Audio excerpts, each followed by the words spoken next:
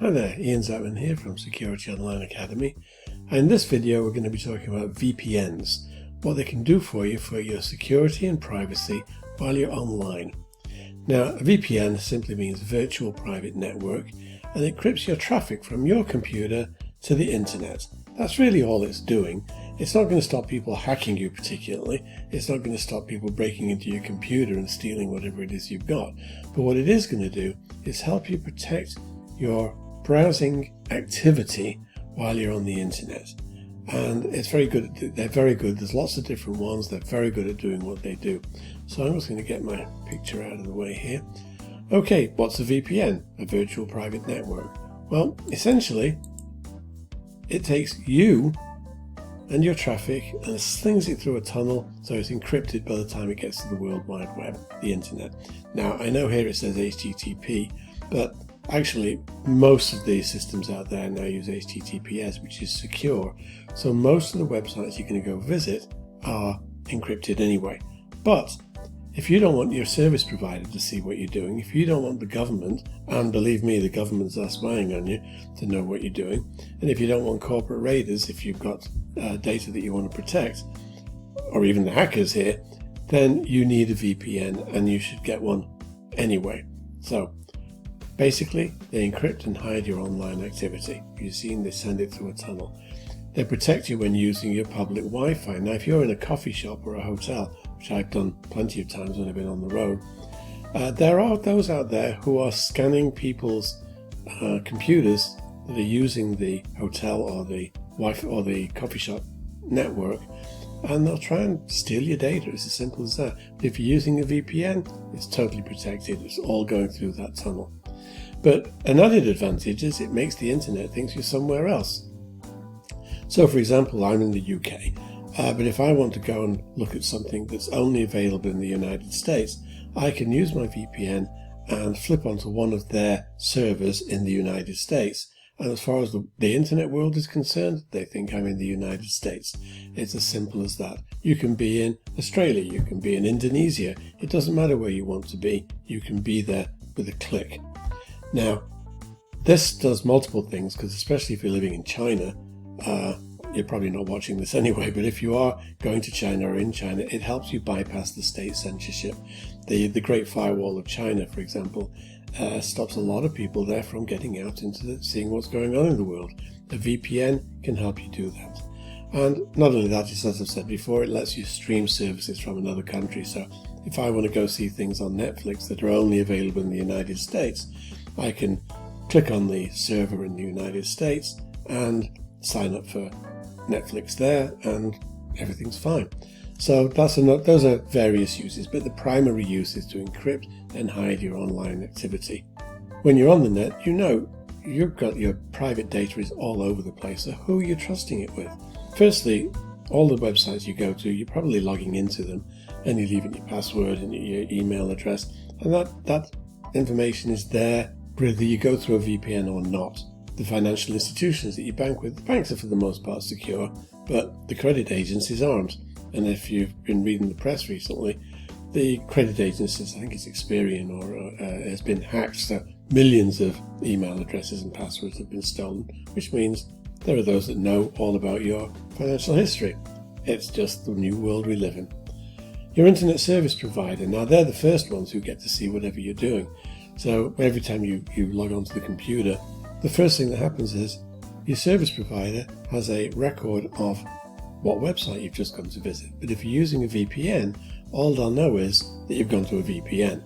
After that, they won't know anything that you've done. They won't know what emails you're sending. They won't know anything.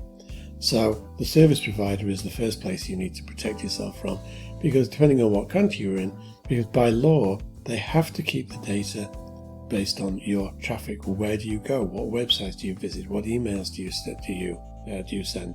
They are by law, certainly in the UK and the US, required to do that. And the government can merrily go along and say, "Oh, we're interested in Ian. What's he been doing?" And they can find out, and they don't have to tell you that they're doing it. So it's very important that you hide your basic travels across the web from your service provider. Now, if you're using a VPN, of course the VPN itself has all your personal data, and they know where you're going. They know what websites you're going to, And so the question is, you need to trust your VPN, and that becomes down to your research. So, does your VPN keep logs? Logs, sorry, my chest is going. Their privacy policy will probably say they don't keep logs, but can you be sure of that?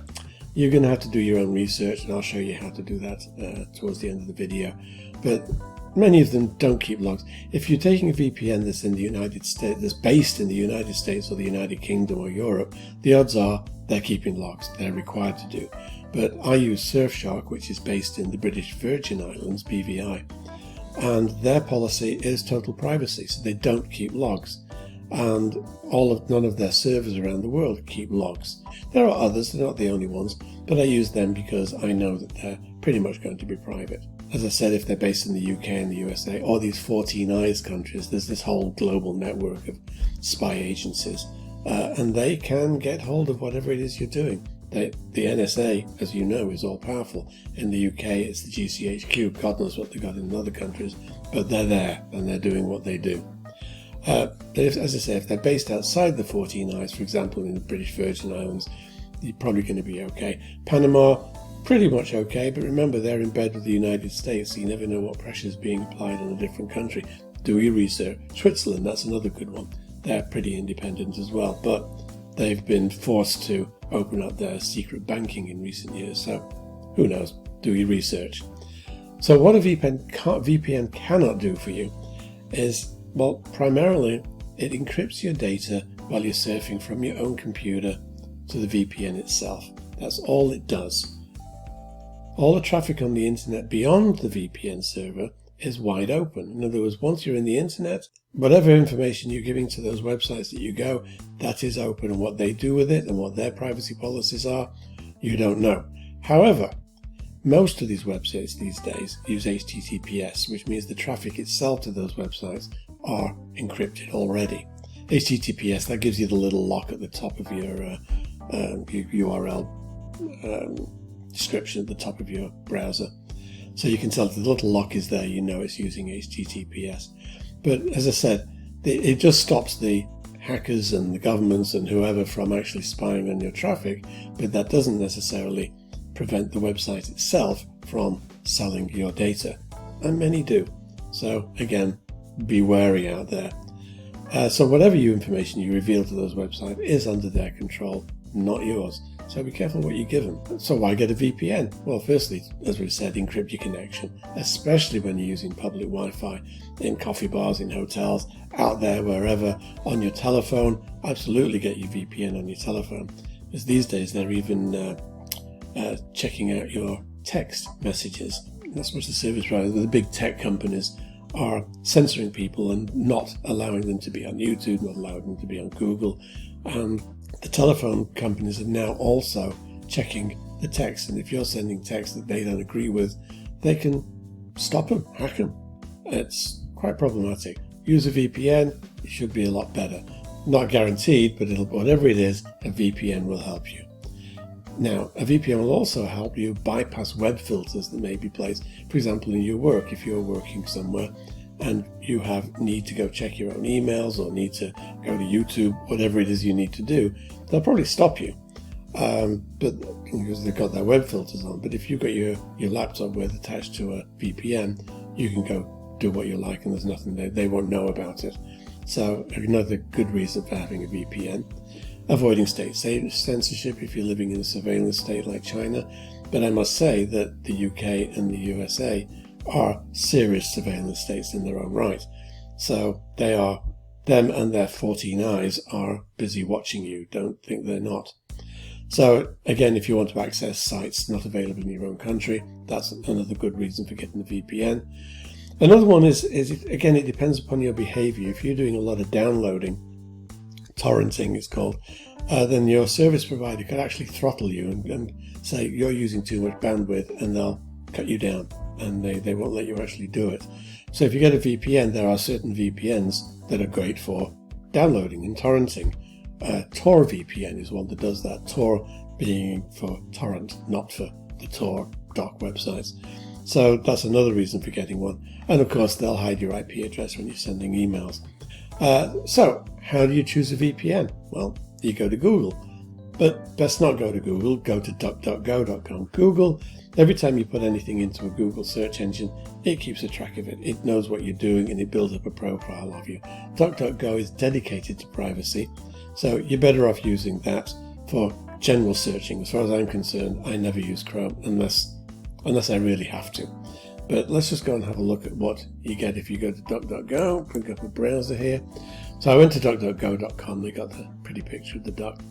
And just keyed in best VPNs for 2021. Now I'm in the UK, so I'm getting results for the UK, but it doesn't matter, you'll get the results for wherever you are.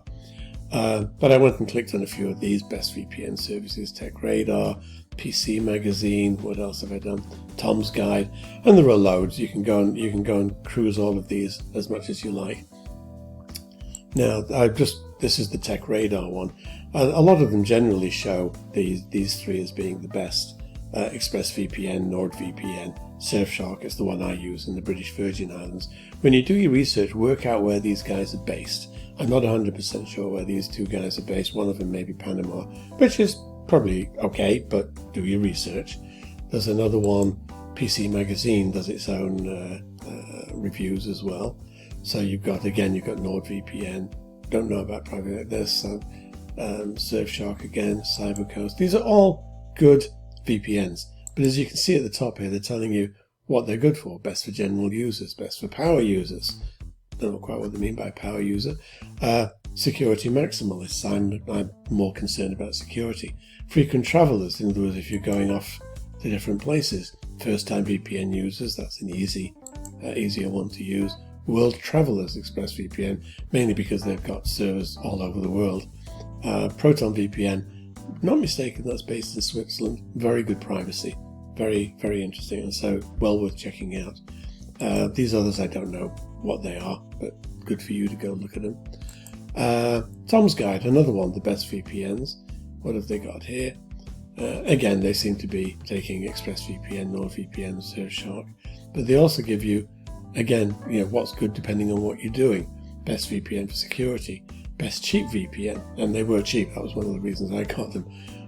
For outright speed, no idea, you'd have to go test them. Private internet access, not used it. Here's one that's good for China. Here's a good one for short-term plans. In other words, you don't have to sign up for 2 or 3 years. And it goes into details of all the various ones. So there you go. That's what you need to do, is definitely go and research your VPN use and what you need to do. And I'm going to go back up here on my little machine here. There we go. So I can get to what is a VPN. So I've given you an overview of the VPNs, the encrypted tunnel between you and the World Wide Web. You absolutely need one. You've got to go choose your own and see what you're going to do with it. So there you go. I think that's all I can really say about VPNs. It's the Wild West out there. If you're not protecting yourself, then you've got problems. So I mean, if you've seen any of my other videos, you'll know that I recommend the Brave browser for privacy because it's not tracking you. If you're using Chrome, it's tracking everything that you do. I also recommend DuckDuckGo for your searching because if you use Google to search, they're tracking everything you do. So be careful what you do out there. But if you take the layered approach and use Brave or something like it, use DuckDuckGo or something like it, and get a VPN, those are the first 3 things that you need. They're the beginning. There's plenty more you'll need to do. So anyway, that's about it. I'm going to leave you with it. So thanks for watching, and I hope you made it to the end. Okay, thanks a lot. Bye-bye.